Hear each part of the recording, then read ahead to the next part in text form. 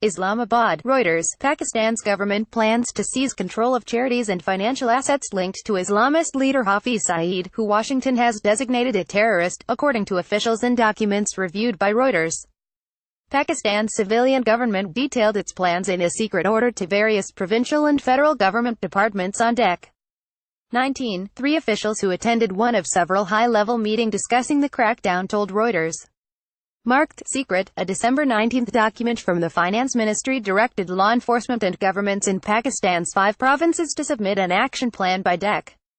28 for a takeover of Saeed's 2 charities, Jamaat-ud-Dawa (JUD) and the Faleh Insaniyat Foundation. The United States has labeled JUD and FIF terrorist fronts for Lashkar-e-Taiba, Army of the Pure, or LET, a group Saeed founded in 1987 and which Washington and India blame for the 2008 attacks in Mumbai that killed 166 people.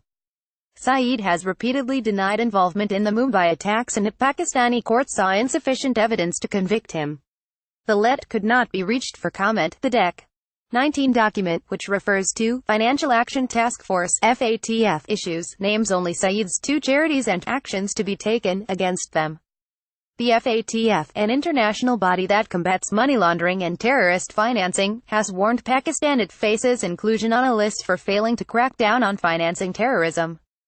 Asked about a crackdown on JUD and FIF, Interior Minister Hassan Iqbal, who co-chaired one of the meetings on the plan, responded only generally, saying he has ordered authorities to choke the fundraising of all proscribed outfits in Pakistan. In a written reply to Reuters, he also said Pakistan wasn't taking action under U.S. pressure. "We're not pleasing anyone. We're working as a responsible nation to fulfill our obligations to our people and international community."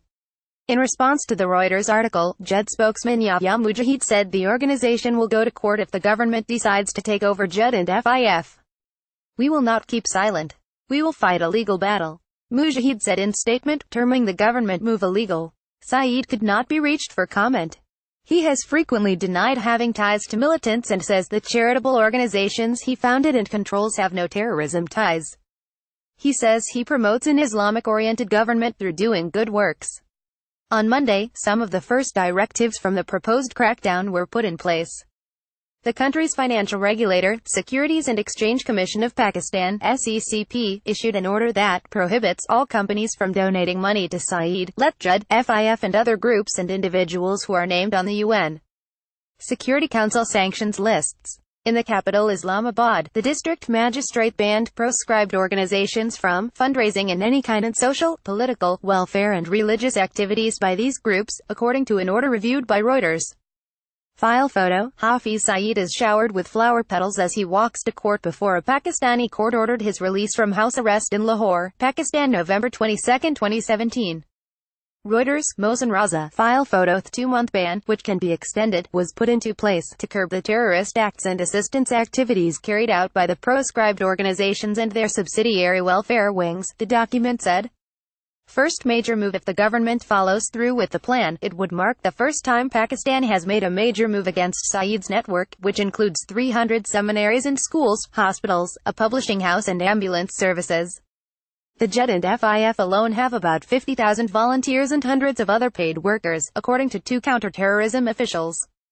Participants at the meeting raised the possibility that the government's failure to act against the charities could lead to UN sanctions, one of the 3 officials said. The UN Security Council team is due to visit Pakistan in late January to review progress against UN-designated terrorist groups.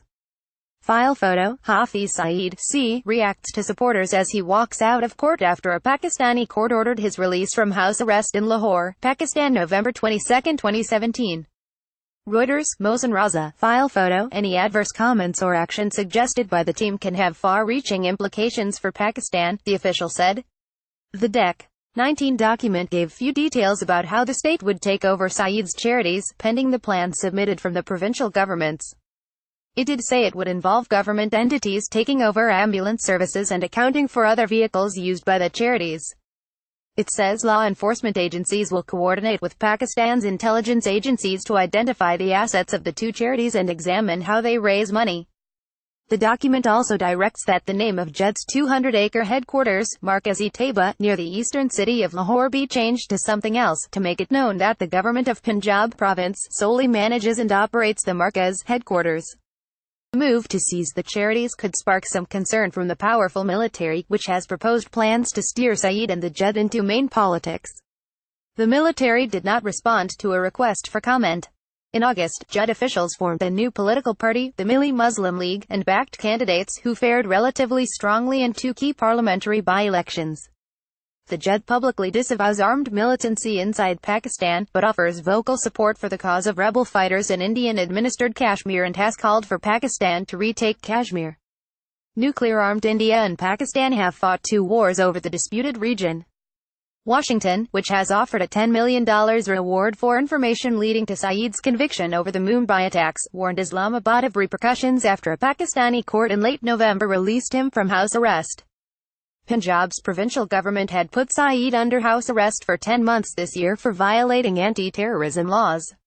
Writing on Twitter on Monday, U.S. President Donald Trump said the United States has, foolishly, handed Pakistan more than $33 billion in aid over the last 15 years while getting nothing in return and pledged to put a stop to it. Additional reporting by Drazen Georgic, editing by Bill Tarrant and Adrian Croft. Standards. The Thomson Reuters Trust Principles.